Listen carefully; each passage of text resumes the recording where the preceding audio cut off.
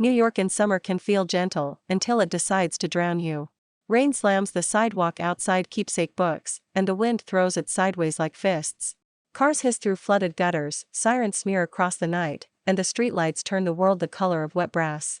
Elias White stacks the last return on the counter and checks the lock twice. He has been back in the city for 3 months, rebuilding his bookstore and pretending the last year did not crack him open. The shelves are straight now. The floor shines. The sign above the door is fresh paint. None of it fixes the quiet that follows him upstairs. He flips the sign to closed, kills the lights, and reaches for his keys. A small sound stops him. Not the rain.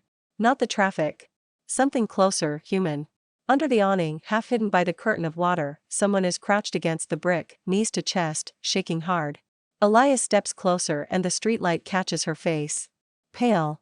Soaked. Familiar in a way that hurts. "Hey," he says, keeping his voice low. "Are you hurt?" She lifts her head. Her eyes find his, empty and desperate at the same time, like she is staring through fog and trying to remember what solid ground feels like. "Elias White." She whispers. "Are you Elias White?" His heart drops like a stone. He knows that voice. He knows the shape of her mouth when she tries to be brave. "Lena," he says, and the name comes out rough. The name flickers across her face as if it burns. She grabs his sleeve with both hands, clinging like the world is sliding away. "I find you," she says, words broken. "I only remember you. I do not know who I am. I do not know where I go. I just know I have to find Elias White." A laugh bursts from across the street. 2 men stagger out of a bar, drunk and loud. One spots the crouched woman and starts toward them, eyes bright with the wrong kind of interest. "Hey, sweetheart, you need help?" Elias shifts without thinking, blocking Lena. His voice turns flat. "Keep walking." The man scoffs and takes another step. Elias does not move. The bookstore key digs into his palm, hard as a warning. After a beat, the drunk man's friend yanks him away and they stumble down the block, grumbling. Lena's breathing is fast. She looks past Elias at the rain like she expects it to swallow her. Elias shrugs off his coat and wraps it around her shoulders. Her skin is cold through the wet fabric. The chill hits him like blame. "Come inside," he says. Now. Inside the bookstore, warmth hits her and she shivers harder, water dripping onto the wooden floor. The smell of paper and ink rises like memory. She inhales, eyes half closing, and for a second she looks less lost. Elias guides her to a chair and grabs a towel from the back room. He kneels, careful, drying her hair like he is afraid she will dissolve. "You are Lena Petro," he says, half question, half prayer. She flinches. "That is a name," she whispers. "Is it mine?" Elias swallows. "Yes. You used to sit by the window and draw. You made this place brighter." Her brows knit like she wants to believe him. Then her fingers dig into her pocket and she pulls out a damp scrap of paper. The ink is smudged, but the letters are clear. Elias White. Elias stares at it, throat tight. "Where did you get this?" Lena shakes her head, frustrated. "It is in my hand when I wake up. I hold it like it is important. I do not know why." Her chin dips and her shoulders start to shake again. She is trying not to cry. She is failing. "Hey," Elias says, softer. "Look at me." She looks. The fog in her eyes shifts, almost clears, then rolls back in. "Elias," she says, like she is testing the sound. His phone buzzes with an old reminder he forgot to delete. A calendar note from last year, a date he will never stop hating. He kills it and dials anyway, hand steady even as his chest burns. "Sam," he says when the line connects. "I need you. Lena is here. She is alive, but she says she remembers nothing except my name." Silence, then Sam curses. "Where are you?" "In the shop." "Do not let her leave. She was discharged from a rehab center days ago. They filed a missing person report. I am coming and I am calling the ER on my way." Lena hears the word missing and flinches. "Missing," she repeats. "Am I missing?" Elias hangs up and kneels in front of her, speaking like he is building a wall around her with each word. "You are not missing here," he says. "You are safe here. I live upstairs. You can stay tonight. Tomorrow we get answers." A sharp shake runs through her and she sways. Elias catches her before her head hits the chair back. "I am tired," she whispers, eyes fluttering. "I walk a lot. The rain is loud. You do not have to do anything else tonight," Elias says. He scoops her up, lighter than she should be, and carries her to the stairs. Lena does not fight him. She curls against his chest like she has always known the shape of him. Her nose presses into his shirt, and she breathes in ink and paper and something faintly sweet, like cinnamon from the cafe next door. You smell like books. She murmurs. Elias's throat tightens. Yeah. He says. I do.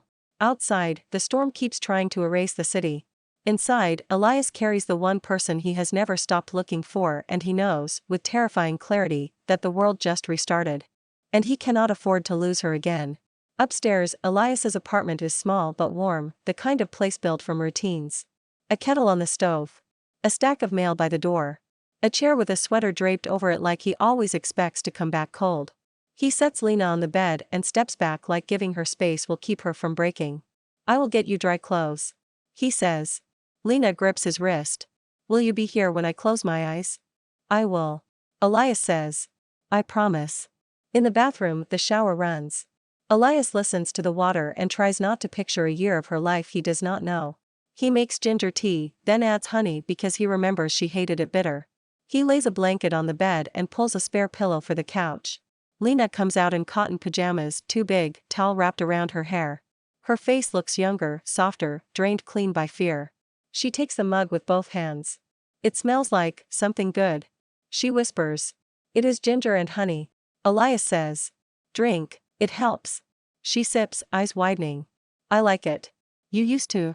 He says, then regrets it when her brows pinch. Used to. She repeats.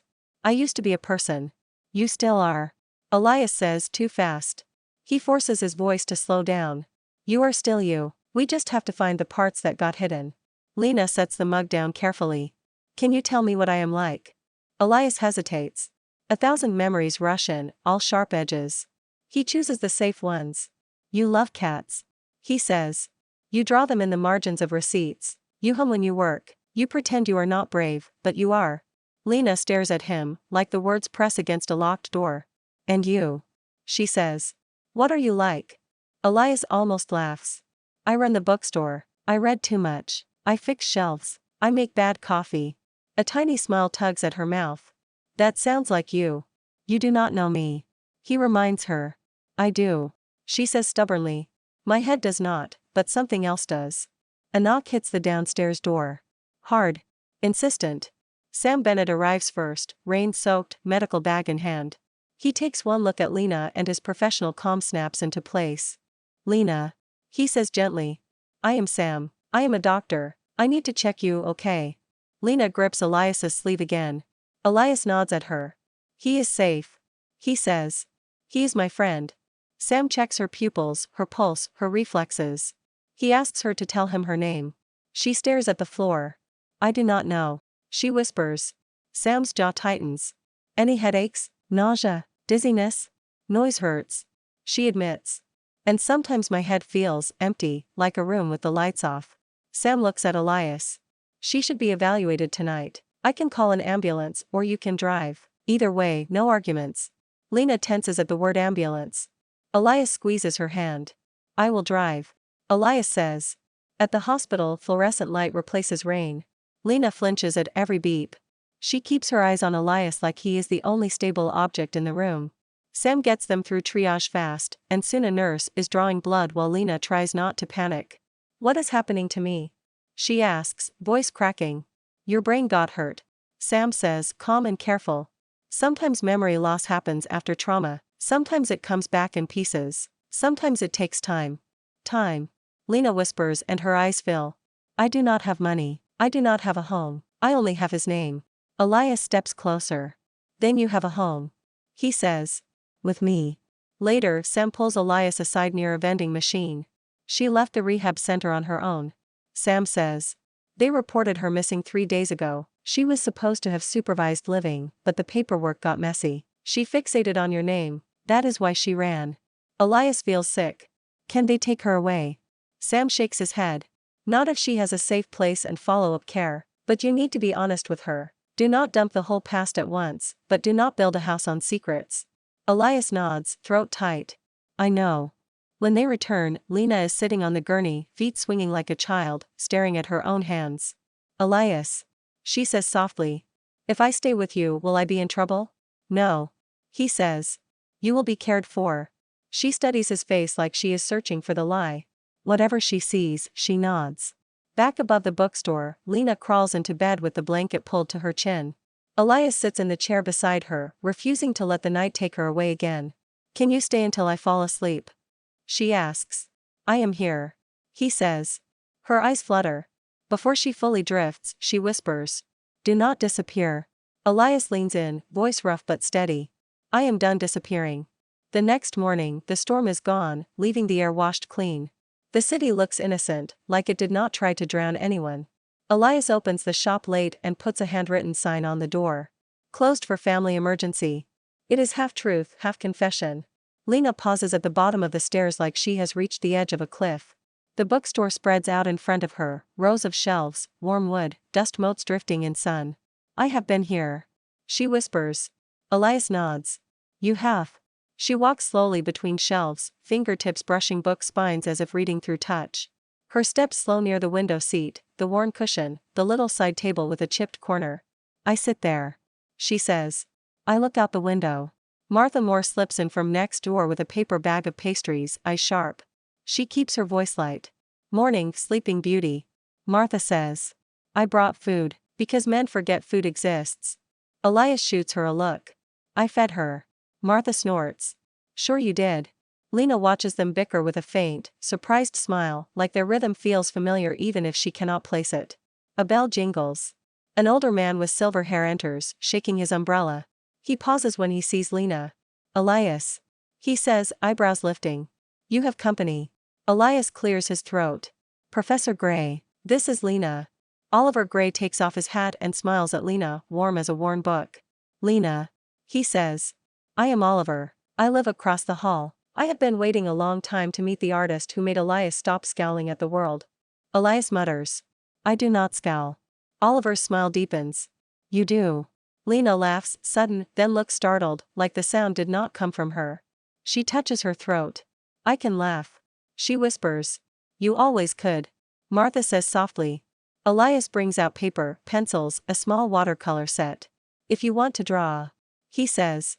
You can, no pressure. Lena takes the pencil like it is a lifeline. At first the lines wobble.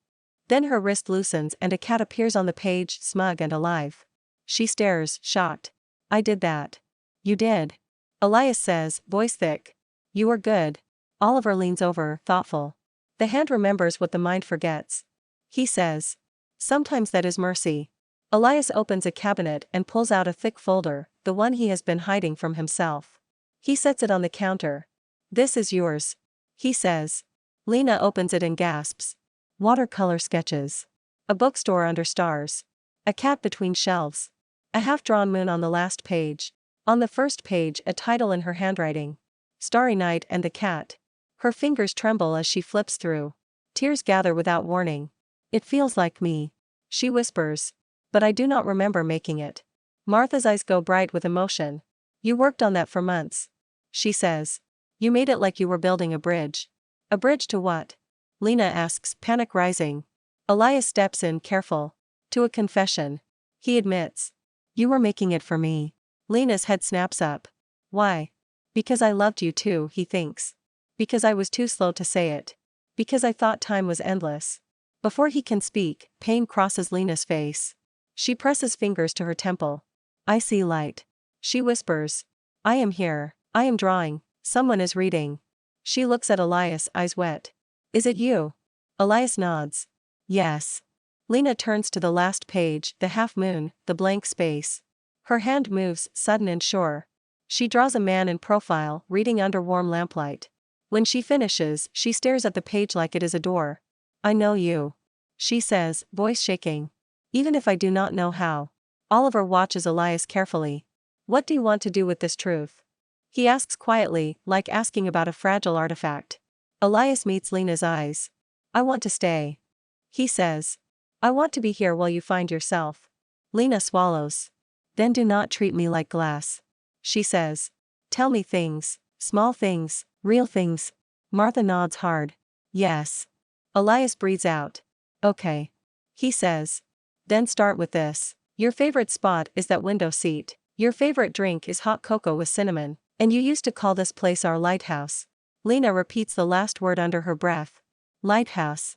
Something in her expression softens, as if a tiny light flickers on in that empty room in her head. Okay. She whispers. Then keep the light on. Elias nods, feeling his own chest loosen. Outside, the city moves on. Inside Keepsake Books, a story begins again, drawn in pencil, held together by small truths and the stubborn warmth of people who refuse to let someone stay lost.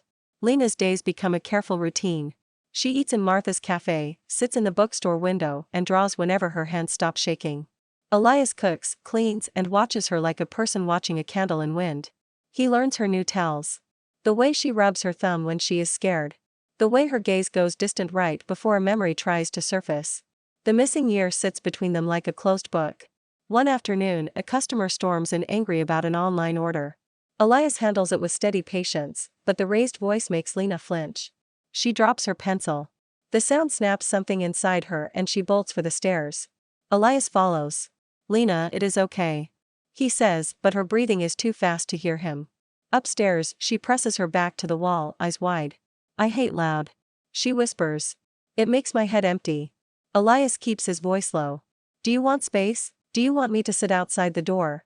She shakes her head violently. No, do not leave. He sits on the floor in front of her, careful not to touch unless invited. I am here. He says. Look at me, breathe with me. After a minute, her shoulders drop. She wipes at her eyes, furious. I am tired of being broken. She says. I am tired of everyone looking at me like I might shatter. You are not broken. Elias says. Lena laughs without humor. Then why do I keep feeling like something terrible happened, and no one will say it? Her eyes narrow. You know more than you tell me. Martha walks in at the worst moment, holding a bag of groceries. She freezes. Lena points at Elias. He keeps pausing when I ask about the past. He keeps choosing words like he is hiding a knife. Elias closes his eyes. He can handle anger.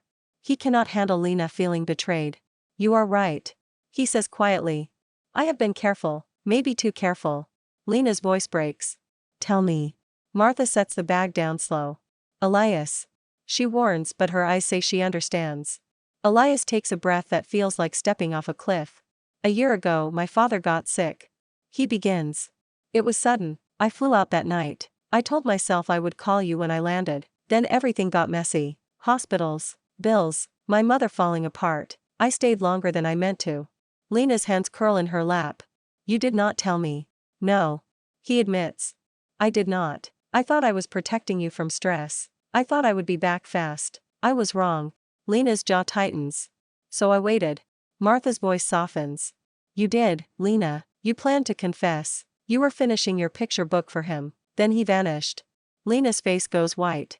I confess. I love him. She presses fingers to her temple, trying to force the door open. Elias keeps going, voice steady because stopping would be cruelty. After I left, you bought a ticket. You were driving to the airport when a truck ran a red light. Lena goes still. Airport. You survived. Elias says, eyes wet.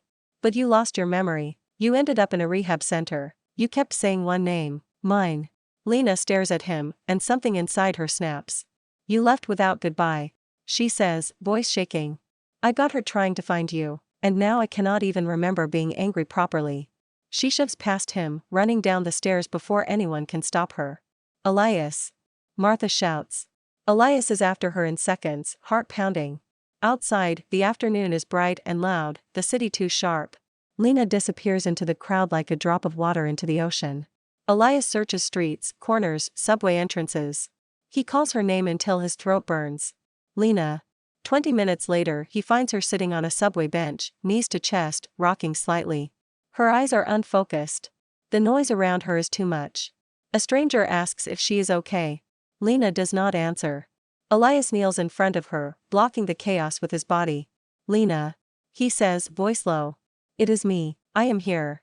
Her eyes flick to his face, then soften, then fill. I cannot find my way. She whispers. Elias's chest aches. I know. He says.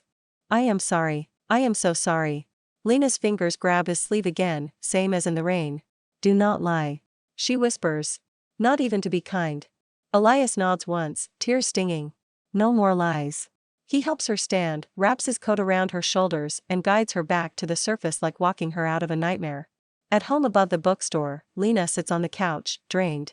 Martha makes tea and leaves it on the table without comment, then retreats, giving them room. Lena looks at Elias, eyes red but steady. If you stayed away because you were scared, she says. Then say that. Elias's voice breaks. I was scared. He admits. I was scared you would hate me. I was scared I would come back and you would be gone. And then you were, and I thought it was my punishment. Lena watches him a long moment, then nods like she is absorbing the weight and choosing what to do with it. Stay. She says. But stay honestly. Elias lets out a breath that feels like relief and grief together. I will. The truth does not destroy them. It hurts and then it holds. Memory returns like weather. A smell. A song. A page turned at the wrong moment. Lena drops a jar of cinnamon one day in Martha's cafe, and the scent hits her like a wave. For a second she hears herself laughing, hears Martha yelling. You are a menace. Then the moment fades, leaving Lena blinking hard. Another day, Elias reads a line from a book at closing time, and Lena suddenly remembers him reading to her in this very shop, voice low, steady, safe. She remembers the way she pretended to browse while really watching him. The picture book helps. So do the small truths Elias gives her, one a day. The way she used to tuck her hair behind her ear when thinking. The way she always ordered the same pastry. The way she used to say, someday I will draw a story that feels like home. Oliver Gray starts visiting more often, pretending it is about books. I brought you a first edition. He tells Elias. Then he looks at Lena and says. And I brought you a question. What do you want your life to be, now that you get to choose it twice? Lena blinks at him. I do not know, she admits. But I know I want to draw. Then draw. Oliver says. The rest will follow. One afternoon, an email arrives from an independent publisher. Martha had scanned a few of Lena's sketches and posted them online, hoping to spark something inside her. The internet did the rest.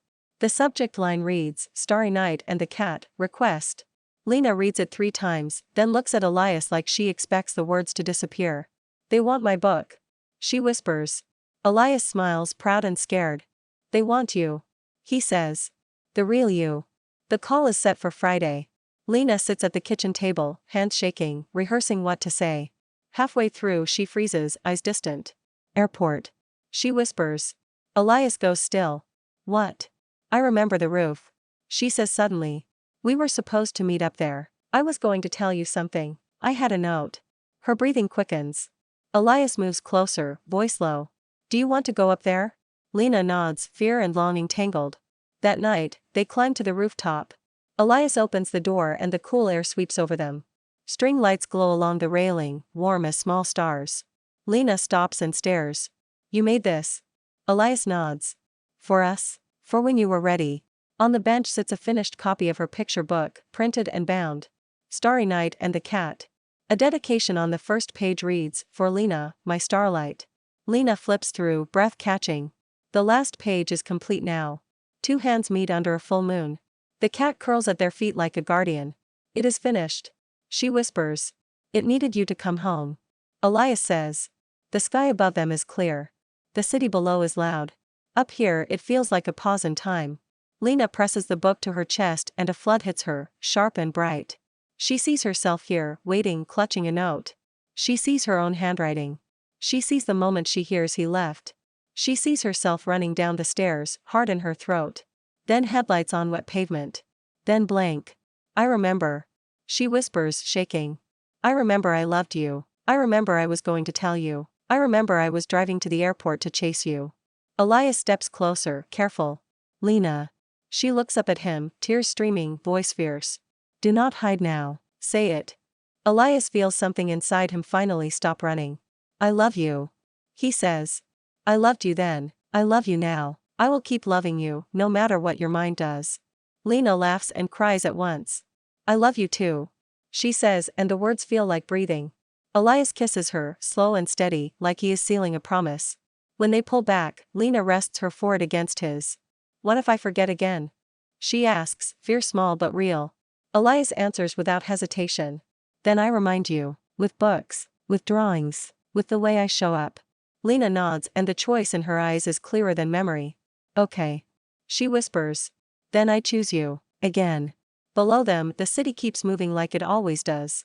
Above a bookstore full of pages, 2 people rewrite what fate tried to erase. And for the first time, the future does not feel like a threat. It feels like an unfinished page, waiting for ink. The publisher call goes well. Lena speaks slowly, honest about her accident and her fear, and still the editor sounds excited. We love your line work. The editor says. We love the warmth. We love that it feels lived in. We want the book, Lena. After the call, Lena sits on the floor and laughs until she cries. Elias sits with her, back against the cabinet, and lets her lean into him like she belongs there. Months pass. The bookstore becomes a workshop. Drafts and watercolor tests cover the table. Martha delivers coffee and insults like both are necessary nutrients.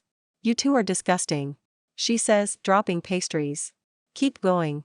Oliver Gray reads drafts and leaves notes in the margins, always in pencil. Love is not a miracle. Love is a practice. When Starry Night and the Cat finally releases, Keepsake Books hosts the launch. The line wraps around the block. People come for the cat. They stay for Lena's signing, for Elias's shy smile, for the way the store feels like a place where lost things get found. After the last guest leaves, the lights dim and the city quiets. Elias locks the door and turns to Lena. I have something, he says. Lena tilts her head. Is it another surprise string light situation? He laughs, then reaches into his pocket and pulls out a small, worn paper, yellowed at the edges. Lena's breath catches. That is the note. Elias says.